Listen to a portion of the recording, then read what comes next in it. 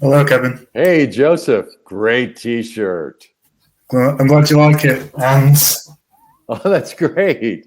yeah, so Before we start, do you want to do a screenshot? of course. They'll do it. They'll do All it. right. Here we go. 3, 2, 1. Perfect. Enjoy the chat, guys. Great. Thank you. Yeah. So, how are you doing? Very well. Very well. Surviving the pandemic. The crazy lockdown. Yeah. No, it's one of those. I mean, things like these, I think they make you grateful for a lot of stuff, that you take for granted. I know. It's just been fascinating just how things have gone.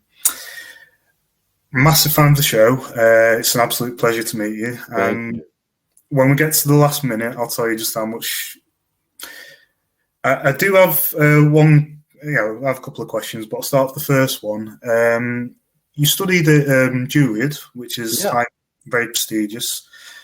Are there any fond memories of either Juliard, Kelsey Grammer, or Robin Williams?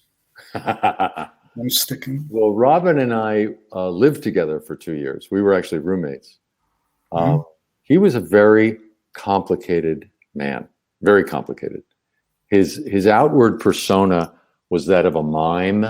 He did a lot of comedy, physical comedy, character work. But when he was alone, he was a very complicated guy. He was kind of uncomfortable in his own skin, but that is not unusual for comics. A lot of comedians are better at performing than they are at being quiet and being in their own skin. So Robin was kind of a challenge to live with. He's a wonderful person. He had a wonderful heart. But it was hard to get through to the man behind the comedy mask. He was always on. Kelsey was in my class. We never shared an apartment, but we were actually good friends for the first couple of years. And then he was asked to leave the school. And the reason he was asked to leave, I think, was because he and I used to go out and get drunk most nights. We drank a lot. As a teenager, I had a real drinking problem. And I covered it better than Kelsey. Kelsey would come stumbling in hungover every day. And they had it with him because he was a wonderful actor. But they figured they couldn't handle him. So he ended up not finishing the program. And I ended up stopping drinking in my 20s. So I've not had a drink since I was in my 20s. But when I was a teenager, I had a real issue with that. So that was my experience with Kelsey. So we did not keep in touch over the years at all. I'm just trying to picture Fraser Crane. Oh yeah, believe me, a lot. Wonderful. But Juliard was one of those places that are so demanding, and were so competitive that it didn't really develop. It didn't encourage friendships.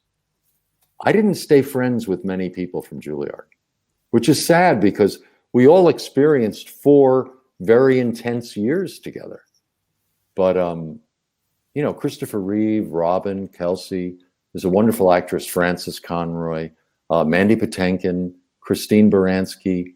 Those were all people who were there when I was there. I've never kept in touch with any of them. It didn't tend to foster friendships. No, I can imagine. I think it was that because of the work put there as well. Must have been very demanding. Yeah, it was very intense. Yeah. Very intense. Okay, sorry. My next question. My favorite episode. It's a 2-parter. Is the Two-Face one? It's the one that you did with Richard Moll as Harvey Dent. And it's funny because you've always compared Batman to Shakespeare, and I feel like that is very much a Greek tragedy or a Shakespeare tragedy. Absolutely. And I just want to know, what were your memories of working with Richard Moll? Because I imagine those, because you have very intense scenes in that. Yeah. Richard Moll is a really talented actor. I only knew of his work from Night Court. Did you ever see that series? I don't think it was in the UK. It wasn't in the UK. I'll check it. It was a sitcom, and he played a very sort of a very dim-witted bailiff. So I only knew him from that character. So I was shocked when I met him, and I realized what a complicated actor he was. He's a very interesting guy, and I loved what he did with Two-Face. But I think the only reason I got the role really was because of my classical background, my theatrical background. Because think about it, of all the superheroes, Batman is the most Shakespearean. He can't fly. He can't see through walls. He's a flawed man. He's a very flawed man. He's been damaged by life. He's more like Orestes in the Greek tragedies. He's like he's so much like a classically tragic hero that when I approached it like I would one of my theater characters, it was perfect. It was perfect for the role. So, and I think that the characters in those episodes, the Richard Moll episodes, were very theatrical and very classic that way. The arc of the stories were so classic.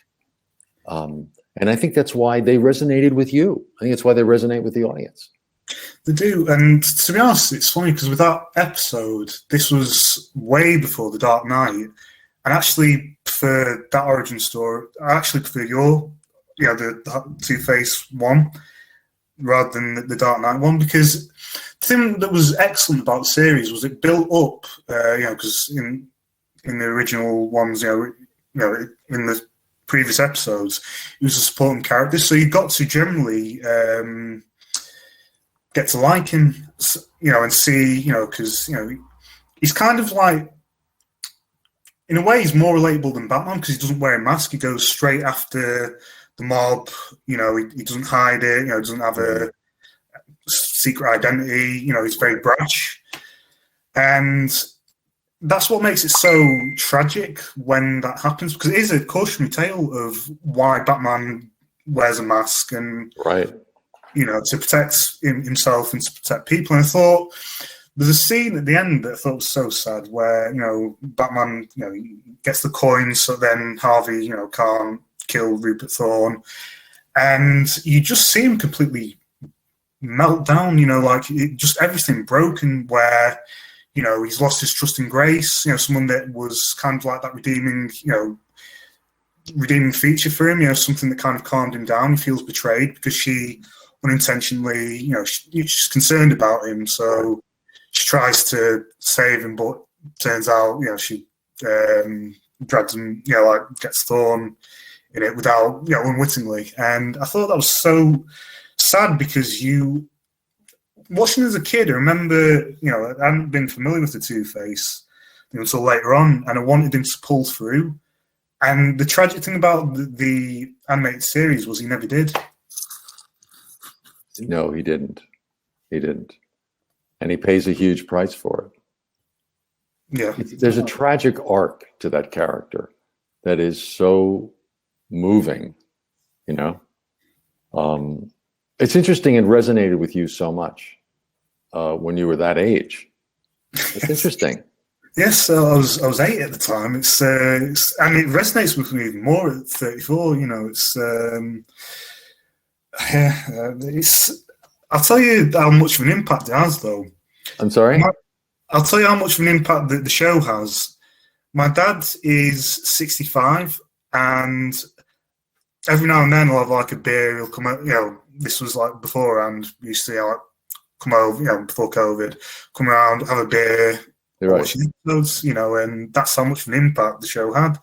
And I said this before, one of the things I loved about the show was it was dark and it had adult themes without it being gratuitous or vulgar. Mm-hmm. So kids could enjoy it, but adults could appreciate it as well because it was very subtle. Right. Well, it was written on so many different levels. It had to appeal to children but it was really written for adults. Yeah. You know what I mean? There are some, like in Shakespeare, all of his plays have so many different levels, so that the groundlings at the front of the theater would enjoy it as much as the people in the royal boxes. You know, there were always different levels. Well, our shows are written the same way. The biggest audience, you know, in the States, when it was first on Fox, it was on as a primetime show. It was on in the evenings. So it was never a kid's show.